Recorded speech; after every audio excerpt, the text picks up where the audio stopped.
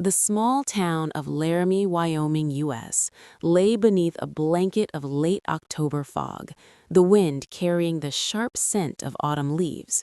Streetlights cast long shadows across empty streets, and the occasional rustle of dry foliage was the only sound breaking the eerie quiet.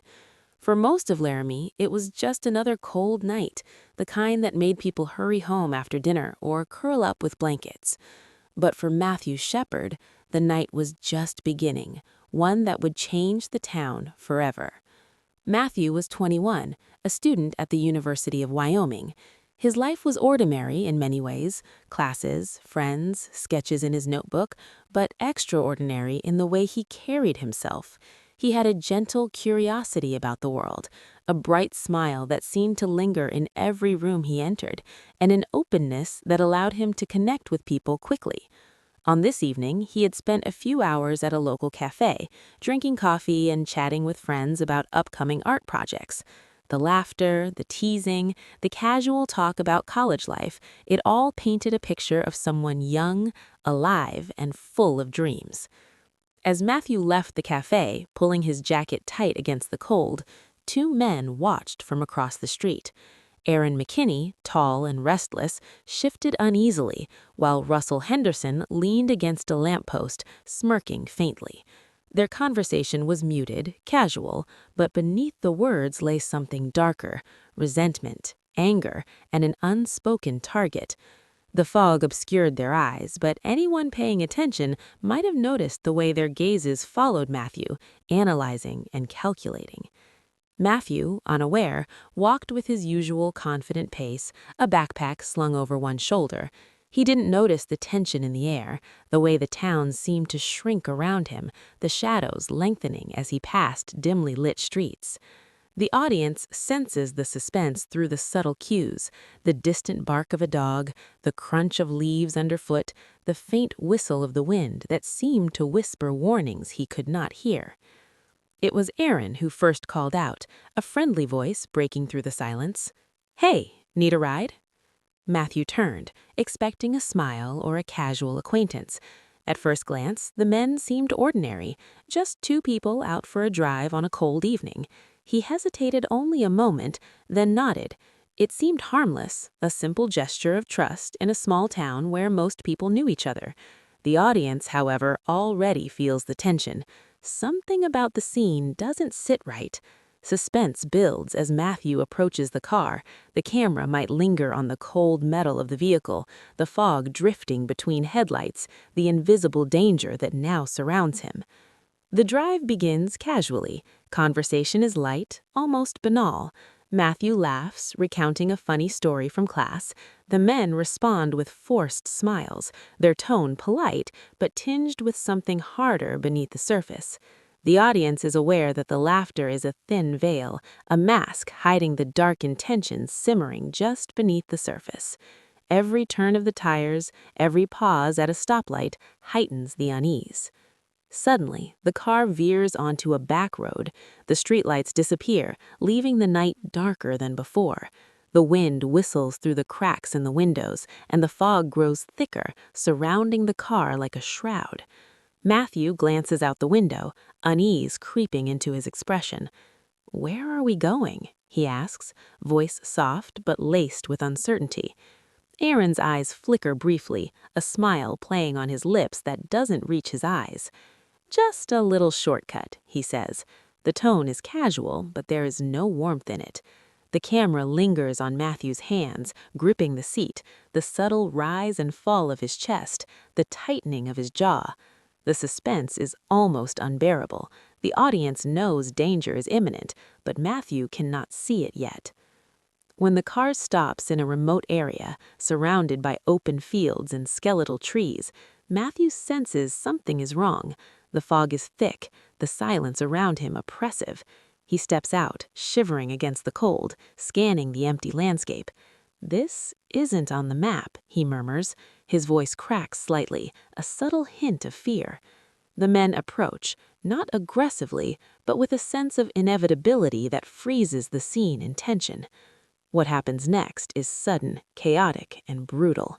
Matthew is overwhelmed, restrained, and tied to a fence post.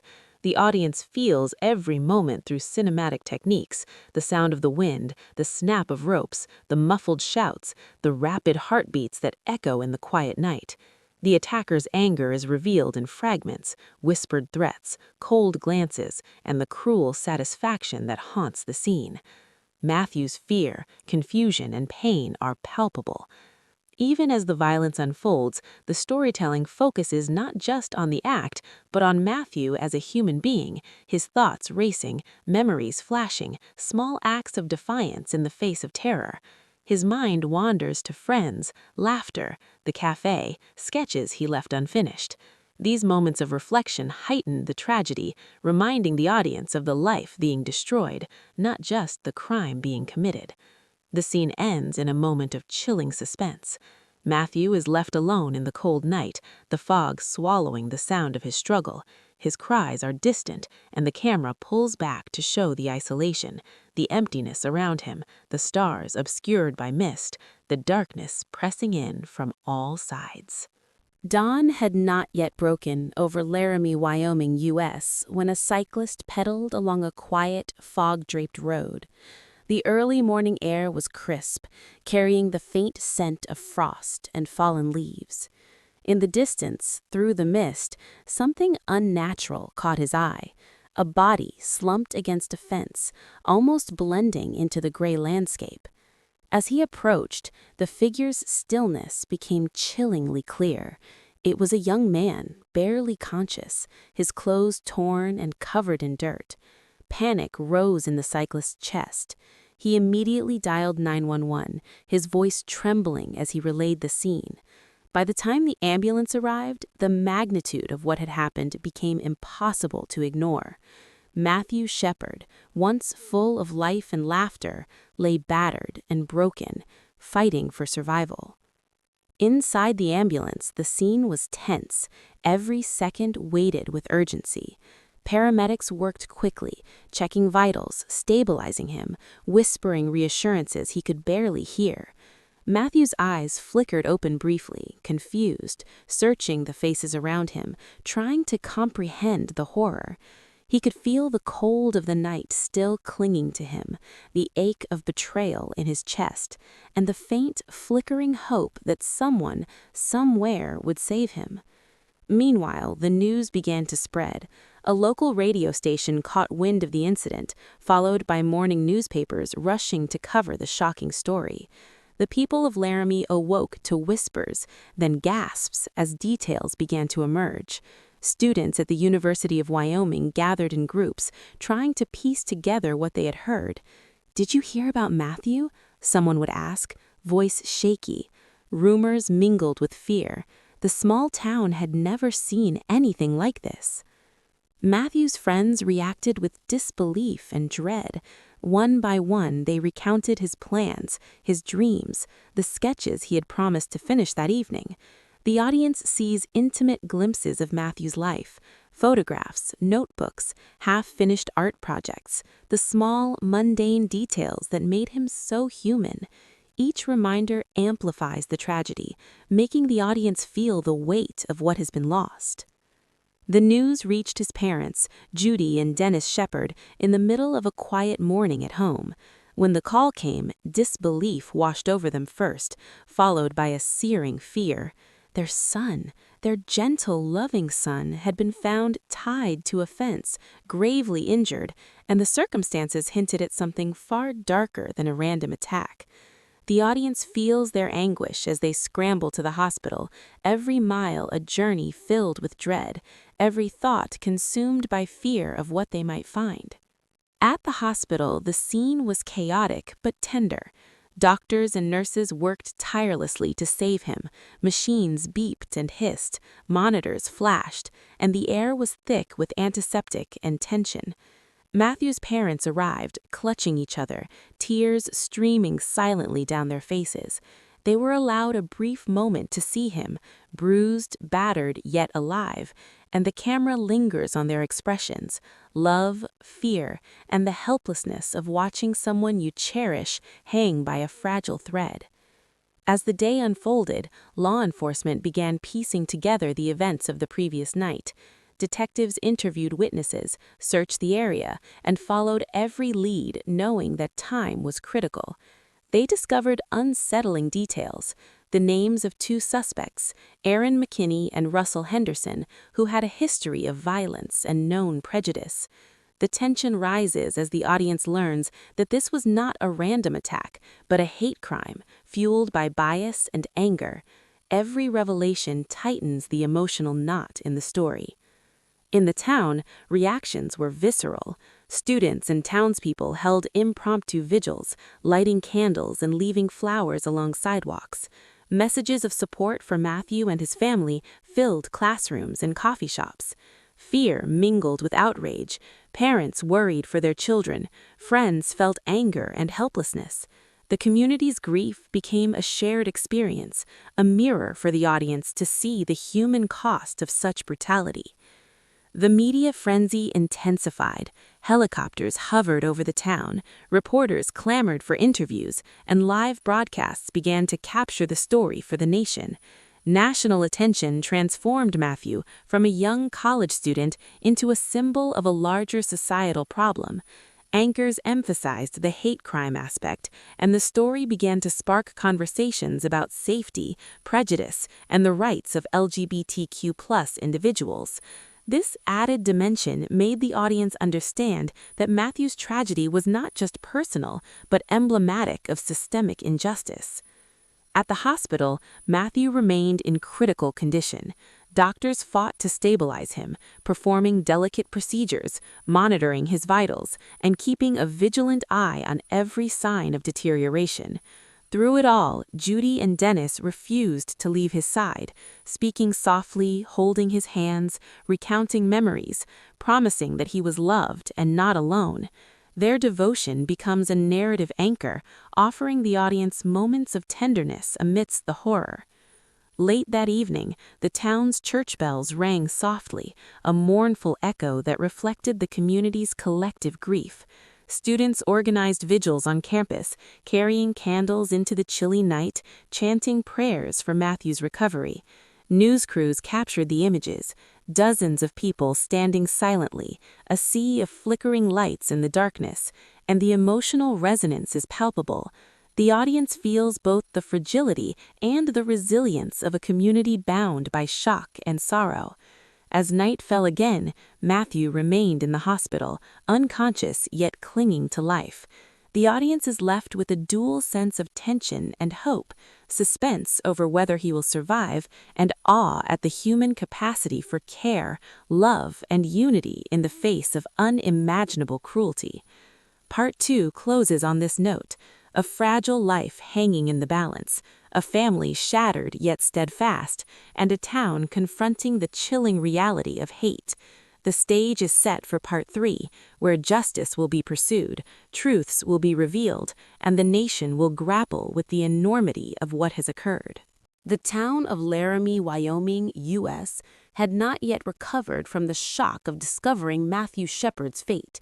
While he lay in critical condition at the hospital, investigators worked tirelessly to piece together the horrifying events of that night.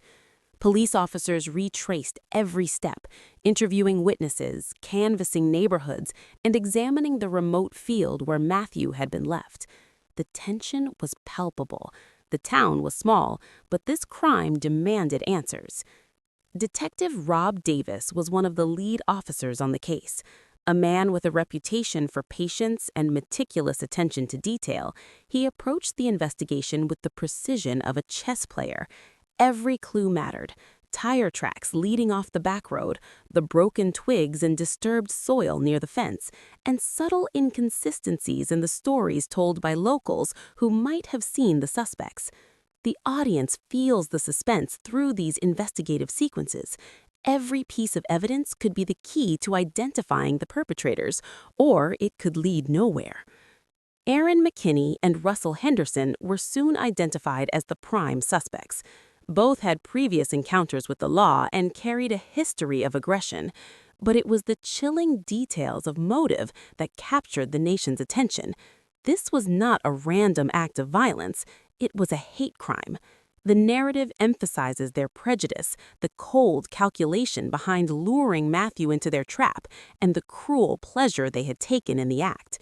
Even in recounting this, the story maintains tension without becoming exploitative, focusing on the human and societal consequences rather than gratuitous brutality. The arrests were swift once law enforcement had sufficient evidence. McKinney and Henderson were apprehended in the early morning hours, their routine shattered by the sudden intrusion of justice. The audience feels the dramatic impact of this moment: flashing police lights, the suspect's disbelief, the quiet dread of a community finally seeing the first signs of accountability. With the suspects in custody, the focus shifted to the courtroom, the stage where justice would confront prejudice. The trial became more than a legal proceeding, it became a national event. The cameras captured every reaction, every whispered word, and every tear shed by those who had loved Matthew. Prosecutors presented a meticulous case, piecing together evidence from the crime scene, witness testimony, and confessions. Each detail added weight. Each photograph or document emphasized the human cost of hatred. Friends and classmates of Matthew Shepard testified, recounting memories of laughter, late-night art sessions, and plans for the future. Their voices, often trembling, carried the emotional resonance of a life interrupted. The audience feels the tension as they hear about his hopes, dreams, and the sudden, cruel end brought by a hate-fueled attack. The courtroom itself becomes a stage of empathy, anger, and reflection. Meanwhile, the defense tried to minimize the crime, arguing motives, circumstances, and mental states. But the sheer brutality and premeditation of the act, combined with the overwhelming evidence, left little room for doubt. Every strategy, every objection only heightened the suspense for the audience. Would justice be served? Could the law fully account for the tragedy that had struck the heart of a small town? Outside the courthouse, the community's reaction mirrored the intensity inside. Vigils, protests, and rallies sprang up across the country. People held candles, signs reading "Justice for Matthew," and slogans calling for awareness of LGBTQ+ rights. The narrative interweaves these scenes with courtroom moments, emphasizing that Matthew's story had become a symbol of a broader societal struggle. The audience experiences not just the legal process, but the emotional and cultural impact of the crime. The media frenzy continued to grow. National networks ran stories on Matthew's life, the circumstances of the attack, and the trial proceedings. Journalists interviewed friends, family, and activists, highlighting the importance of addressing hate crimes and prejudice in society. The narrative uses these sequences to add urgency and scope, showing that Matthew's tragedy was no longer confined to Laramie. It had become a national conversation. Finally, the verdict arrived. Both Aaron McKinney and Russell Henderson were convicted. McKinney sentenced to 2 consecutive life terms plus 129 years. Henderson sentenced to 2 consecutive life terms plus 84 years. Relief mingled with sorrow as the town processed the outcome. The audience feels the catharsis of justice served, but also the enduring grief, the understanding that no verdict could fully restore what had been lost. Matthew's parents, Judy and Dennis Shepard, spoke outside the courthouse, their voices steady yet filled with emotion. "We will not let hate win," they said. "Matthew's life will make a difference." Their words, simple yet powerful, encapsulated the essence of the story: grief transformed into action, loss transformed into legacy. The audience is left inspired by their resilience, understanding that while the crime was horrific, it sparked a movement that would ripple far beyond Laramie. The trial also brought broader societal reflection. People debated hate crime legislation, LGBTQ+ rights, and the responsibilities of communities to protect vulnerable members. Scholars, activists, and ordinary citizens joined the conversation, pushing for a reckoning with prejudice and violence. The narrative emphasizes that Matthew's murder was not an isolated tragedy, but a catalyst for awareness, reform, and cultural introspection. By the time the courtroom emptied and the media moved on to the next headline, Matthew's story had taken root in the nation's consciousness. It was no longer just about one young man in a small town. It was about the ongoing fight against hate, the vulnerability of marginalized communities, and the enduring human capacity for empathy and activism. The cold winds of Laramie, Wyoming no longer carried the immediate fear and panic of that October night in 1998, but the echoes of what had happened to Matthew Shepard lingered everywhere. The town had begun to heal, slowly, yet the tragedy had left an indelible mark, not just on Matthew's family and friends, but on an entire nation. What had begun as a horrifying hate crime had grown into a symbol, a rallying point for justice, awareness, and advocacy. Even as Matthew's life had been cut brutally short, the story of who he was and the values he embodied refused to fade. Judy and Dennis Shepard, racked by grief but fueled by love, began to transform their anguish into action. They founded the Matthew Shepard Foundation, an organization dedicated to eradicating hate, promoting LGBTQ+ rights, and supporting education about tolerance. The narrative highlights intimate moments: Judy sitting at a desk late at night, drafting letters and plans; Dennis speaking to students and community groups, both of them tirelessly meeting with lawmakers and activists. Their grief became a beacon, turning sorrow into a movement that would outlive the tragedy itself. In schools, universities, and community centers across the country, Matthew's story became a teaching tool. Students learned not only about the dangers of prejudice, but also about courage, empathy, and the importance of speaking out against injustice. Classrooms featured discussions on tolerance, social justice, and human rights. Friends of Matthew gave presentations, recounting his life, his dreams, and his laughter, reminding audiences that he was more than a victim. He was a person with a story worth remembering. These sequences, woven with personal anecdotes, helped the audience feel the human warmth and vibrancy of Matthew's life. Nationally, the impact was profound. Lawmakers revisited hate crime legislation, recognizing that incidents like Matthew's murder revealed deep systemic gaps. After years of advocacy, the Matthew Shepard and James Byrd Jr. Hate Crimes Prevention Act was passed in 2009, expanding federal hate crime laws to include crimes motivated by a victim's sexual orientation, gender identity, or disability. The narrative emphasizes the painstaking work required to enact change: long meetings, political pushback, debates, and the tireless commitment of activists and politicians. For the audience, this underscores that justice does not always end with a courtroom verdict. Sometimes it grows through legislation, awareness, and collective action. The story also zooms in on the intimate moments of remembrance. Candlelight vigils, memorial services, and commemorative events became traditions in Matthew's name. His friends returned to Laramie each year, laying flowers at the fence where he had been left, reading passages from his journal, sharing memories of his humor, kindness, and artistic talent. These scenes are cinematic and poignant: flickering candles in the dark, photographs of Matthew smiling, the quiet murmur of voices blending into the night. They convey a profound message to the audience. Memory itself can be a form of resistance, a way to honor life in the face of hate. Matthew's legacy also reached the arts. Plays, documentaries, and films depicted his story, ensuring that his life and the lessons learned from his death resonated with generations who had never met him. Artists recreated his sketches. Poets wrote verses inspired by his courage, and musicians composed works that memorialized his spirit.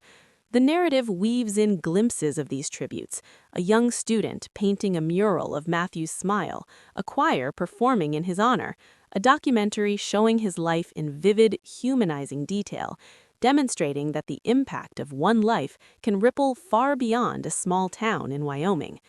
Yet, the story does not shy away from the harsh truths. Hate crimes continued to exist, prejudice persisted, and the pain of Matthew's death remained an enduring reminder of the dangers marginalized communities face. The audience is reminded that while legislation and activism can make a difference, the fight against hate requires constant vigilance. These reflections give the story a layered complexity, blending hope with realism and avoiding sentimentality. Personal stories further illustrate the depth of Matthew's influence. A college student who had never felt safe expressing their sexuality writes letters to the Shepard Foundation, finding courage through Matthew's story. A parent, shaken by news of local bias incidents, begins teaching empathy and acceptance at home. Activists across the country organize rallies, workshops, and seminars inspired by his life. Each vignette adds texture, showing the audience that Matthew's story became more than tragedy. It became a catalyst for transformation in the hearts of individuals and communities. The story also returns to the Shepard family, now older and steadier in their mission. They meet with lawmakers, attend vigils, and mentor young activists. Through their eyes, the audience sees a journey from despair to determination, grief to empowerment. One moment shows Judy gently guiding a group of students through the history of LGBTQ+ rights, emphasizing the importance of compassion and action. Dennis speaks to community leaders about creating inclusive spaces. These scenes highlight that legacy is not only about laws or memorials, but about the ongoing human work of inspiring others. Finally, the narrative closes on a deeply emotional, cinematic note. A montage shows Matthew's sketches, photographs, and possessions, reminders of the young man he was.